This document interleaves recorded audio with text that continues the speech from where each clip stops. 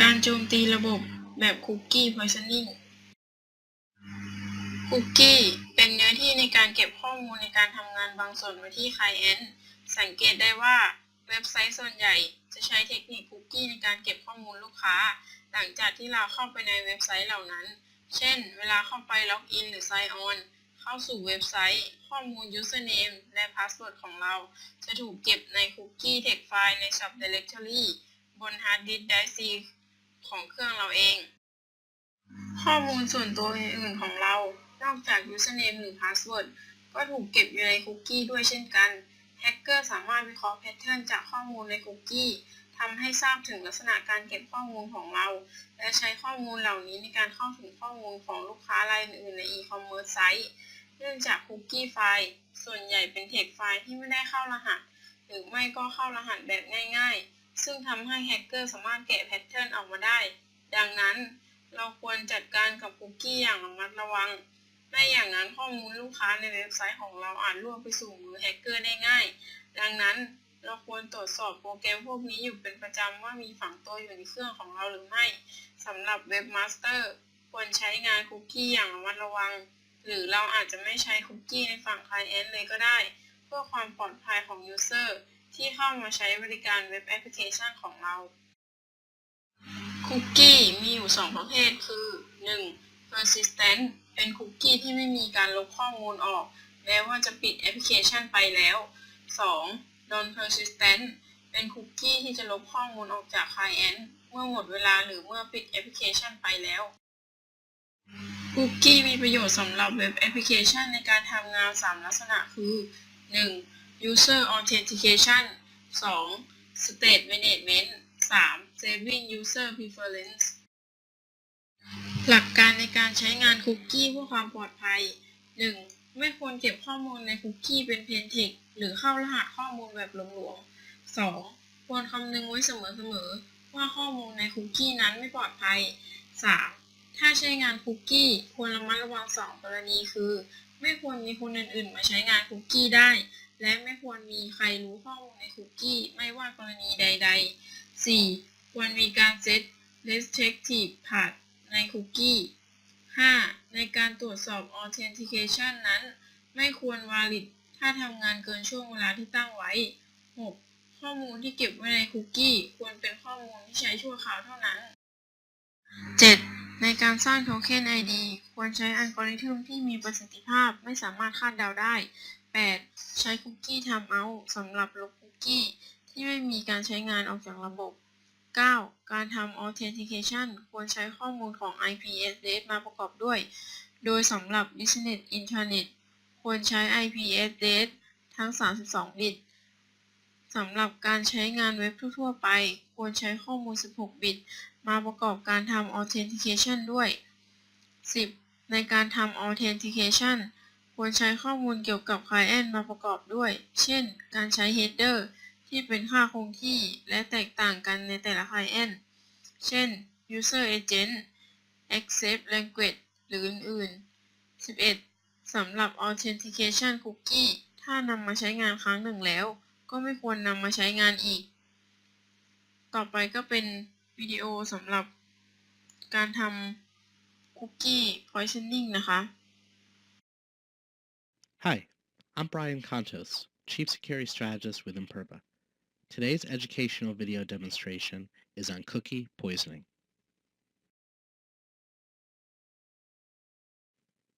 Cookie poisoning is very similar to parameter tampering. It has to do with storing sensitive information, just like we saw in the web application parameters, just this time it's actually being done in the cookies. Information like passwords, usernames, rights, privileges, etc. could all be found in cookies. Today, in addition to using the web browser to attack SuperVeda like we've done a number of times before, I'm actually going to use another tool, a third-party tool, called Paros Proxy. Now, Paros is a free tool, and you can go to parosproxy.org or SourceForge to go ahead and find it and download it. But let's go ahead and go back to our web browser and get going first to set up some parameters. So the first thing I'm going to do is I'm going to log in, like we've done many times before, as Bugsby. And as we recall from previous demonstrations, the password is carrots. I'll simply log in, and we see, again, we are logged in as Bugs Bunny. Now what I want to do is I'd like to purchase some products. So when I go over to products, let's go to magazines and try to find something expensive. Well, here's the Washington Post for $890. Let's go ahead and add this to our cart. Now I'm actually going to go into my Paros proxy. And the only thing I'm going to do in addition to the default installation is come over here to trap. I'm going to say trap request and trap response. That's it. So let's go back into the web server. Let's make one little alteration here. So we're actually going to use the proxy server, just like you'd use any proxy server. You go into connections, LAN settings, and then we're going to use a proxy server. And it's simply going to be localhost and port 8080. Now port 8080 just happens to be the default port that Paros proxy wants to use. Okay, so again, we are simply trapping request and trapping responses via the proxy server. We've purchased the Washington Post, we've added it to our cart, and now let's go ahead and check out. So when we check out, it's actually going to go through the Paros proxy server, and we can see that blinking at the bottom of the screen. Let's go ahead and check it out and see what it's found. So we get the trap data, and within the trap data, what we actually see is the cookie information. Now, one of the things that's interesting here is we see the session ID. Okay, that's good. But more importantly, we see privileges. And here, our privileges are set to none. Well, this is pretty poor programming practice. Just like we stated earlier in the SQL injection video demonstrations, when web application coders are coding things, they don't necessarily want to name things intuitively. In this case, privileges is called the privileges, and the privileges for that particular session is set to none. Well, that's not very interesting. Let's try to change the privileges here from something to something more interesting that might help us. And just like SQL injection, there's some guesswork here. So let's say admin. When I type in admin, I'm going to come over here and say continue, continue, and let's see what happened. It said the server was unable to process your request. So we've actually received an error at this point. So let's go ahead and try another session. We'll simply go back into products like we did before. Choose a magazine, Washington Post. We'll add that to our cart. And again, before we check out, we're going to go into Paros proxy. We're going to trap the request and trap the response. And I already have my proxy settings set. I'm simply going to say checkout. Paros proxy tells me I should go look at it. Sure enough, it captured some data. Again, here's the cookie information, just like we saw before. And I can guess at a whole bunch of things here and try to figure out what's happening. I happen to know that simply by typing in a couple different options, I can get the desired effect. So now I'm going to type free ship.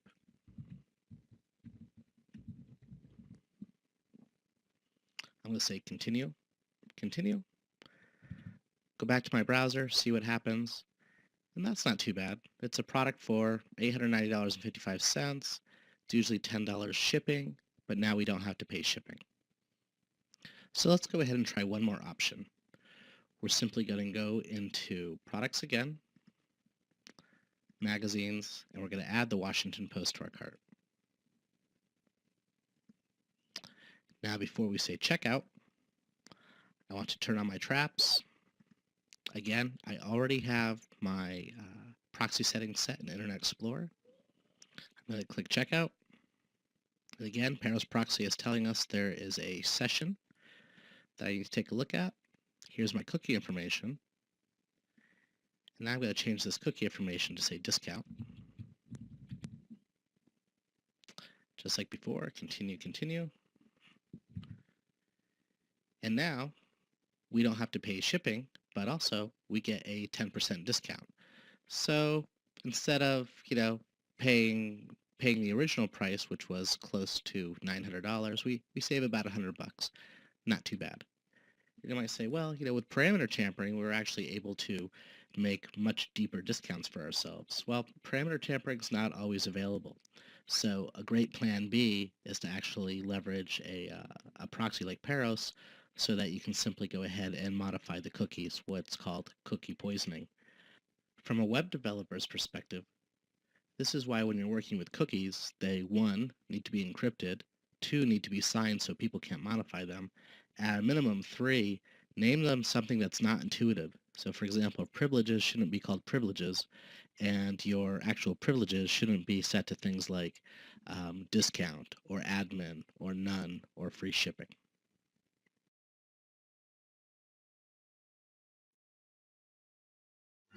การโจมตีระบบเครือข่ายแบบ Smurf Attack เป็นการปรับปรุงเทคนิคของ Flood Network ให้ฉลาดขึ้นกว่าเดิม แทนที่จะอาศัยกำลังแบนด์วิดท์ที่สูงเพื่อโจมตีเป้าหมาย แต่แบบ Smurf Attack สามารถทำให้เครื่องที่มีแบนด์วิดท์ที่ต่ำก็สามารถโจมตีเป้าหมายได้อย่างรุนแรง โดยอาศัยคุณสมบัติของ Broadcast เมื่อส่งแพ็กเกจไปยังปลายทางแบบ Broadcast ทุกโฮสต์จะได้รับแพ็กเกจนั้นอย่างทั่วถึง และเมื่อโฮสต์ใดมีการส่ง ICMP Echo Request แบบ Broadcast ทุกโฮสต์ที่อยู่ในเน็ตเวิร์กจะทำการตอบกลับด้วย ICMP Echo Reply กลับไปยังผู้ส่งเสมอ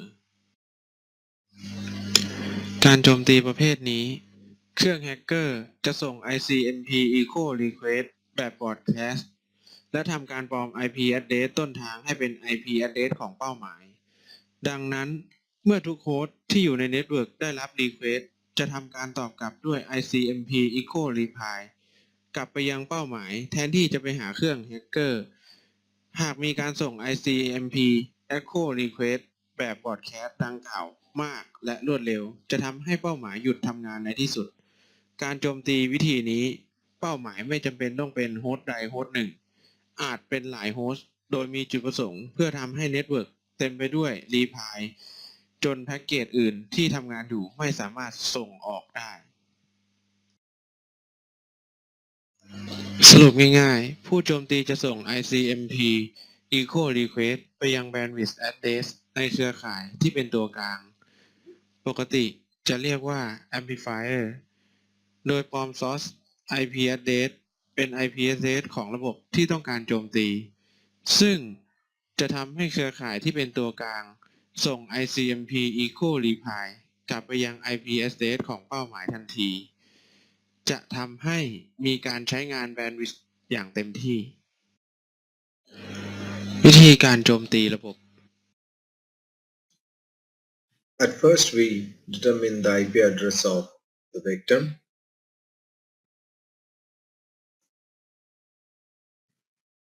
It is 192.168.1.6. Now, we can do the same thing for our attacker.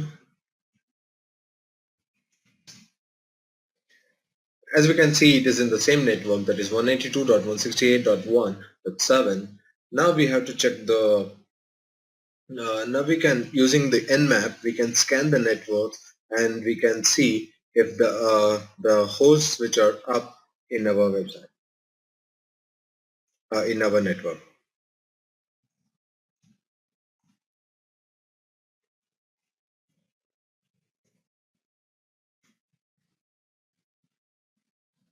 As we can see, it shows all the hosts which are up, and our victim 192.168.1.6 is up. Now, to check the connectivity, we can ping our victim 192.168.1.6 so that to check it receives the ICMP ping messages. We have to do similar thing for even the other amplifying VMs. Now, before using the performing the Smurf attack, we can use the TCP dump in the victim's machine, so to see the number of the packets which are incoming for during the Smurf attack.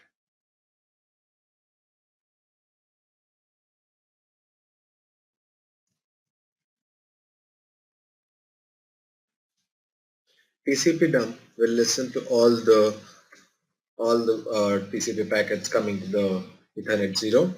So now we will run this and it will be waiting for all the incoming packets. Now in using the attacker machine, we will use hping3 to send the ICMP packet by spoofing, and here we can see the destination, that is 182.168.1.6, that is victim, and the broadcast address, that is the similar network but the broadcasting address is .255, and we are sending only one packet here. So, but it will be in the flood mode and it will go multiple times to all the machines in the similar network. Now we can see only one packet is transmitted from the attacker, but in the victim we can see the multiple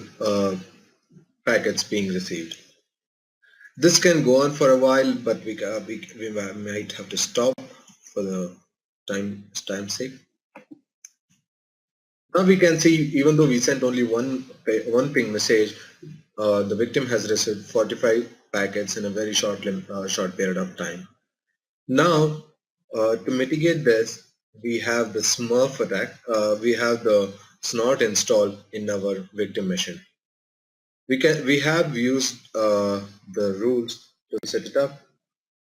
We can see the rules in our specified folder.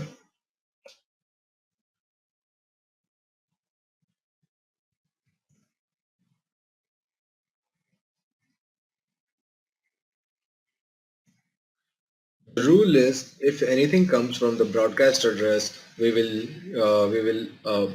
detect it and we will we will show the message, stop smurfing me. Using this attack, we will start the snort, that is snort.con. We have included this smurf rules in the snort.con, and we are logging in the folder variable.variable/log/snort. Now that the snort is ready, we can attack again from our attacker. Now again we have sent the Smurf attack. There is only one packet is sent from here, and multiple packets will be received at the victim's end. You can stop the snort for now. Snort is exiting. Now if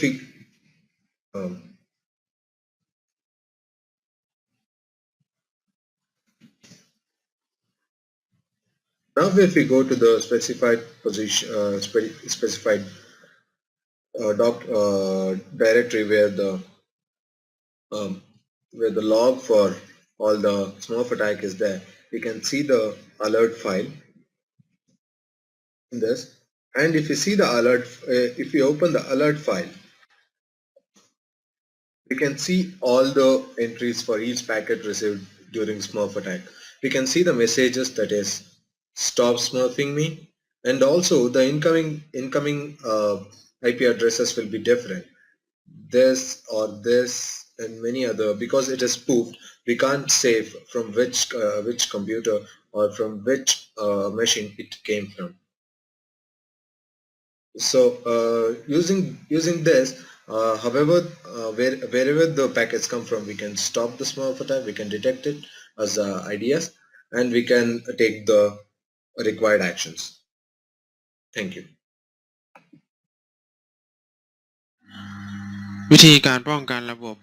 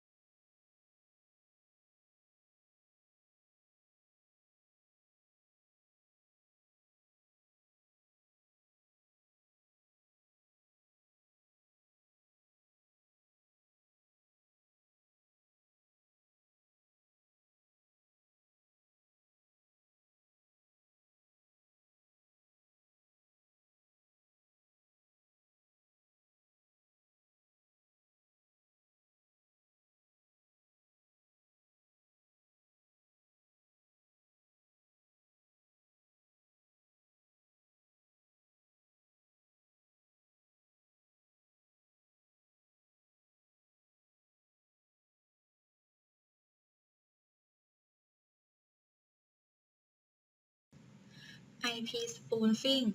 คือการปลอมแปลงหมายเลข IP address ให้เป็นหมายเลขซึ่งได้รับอนุญาตให้เข้าใช้งานเครือข่ายนั้นๆได้ เพื่อบุกรุกเข้าไปขโมย หรือทำลายข้อมูล หรือกระทำการอื่นๆ อันเป็นการโจมตีเครือข่าย เช่น การเข้าไปลบค่า routing table ทิ้ง เพื่อให้สามารถส่งข้อมูลผ่านไปยังภายนอกได้ เทคนิคในการโจมตีด้วย IP spoofing มี 3 แบบคือ 1. non-blind spoofing 2. blind spoofing 3. man in medium attack blind spoofing จะเป็นการสุ่มเอา acknowledge number ออกไปยังเครื่องเป้าหมาย เนื่องจากวิธีนั้นไม่สามารถที่จะ sniff แพ็กเกจของ user ที่อยู่ห่างจาก subnet กันออกไปได้ เช่น อินเทอร์เน็ต เครื่องของ attacker จะอยู่ภายนอกของวง subnet ของเครื่องซอร์ส เมื่อเครื่องซอร์สส่งสัญญาณให้กับเครื่องเซิร์ฟเวอร์จะได้รับแพ็กเกจนั้น และตอบกลับด้วยสัญญาณ sync และ ACK attacker จะพยายามสุ่ม acknowledge number และส่งไปยังเครื่องเซิร์ฟเวอร์ หาก acknowledge number เป็น acknowledge ถัดจากแพ็กเกจของเซิร์ฟเวอร์ที่ส่งให้กับเครื่องซอร์ส เครื่องเซิร์ฟเวอร์จะอนุญาตให้เครื่องของ attacker กลายเป็นเครื่องที่น่าเชื่อถือและทำการทรานสเฟอร์ข้อมูลได้ วิธีการป้องกันก็จะฟิลเตอร์แพ็กเกจที่เราเตอร์ เนื่องจาก MAC address และ IP ที่มีการติดต่อกันระหว่างเครื่องซอร์สหรือเครื่องของแฮกเกอร์นั้น มี MAC address และ IP ที่ต่างกัน หากตรวจสอบจาก IP ที่ได้รับจากแพ็กเกจแรกแล้ว ก็จะทราบได้ว่าเครื่องไหนเป็น IP ของซอร์สจริง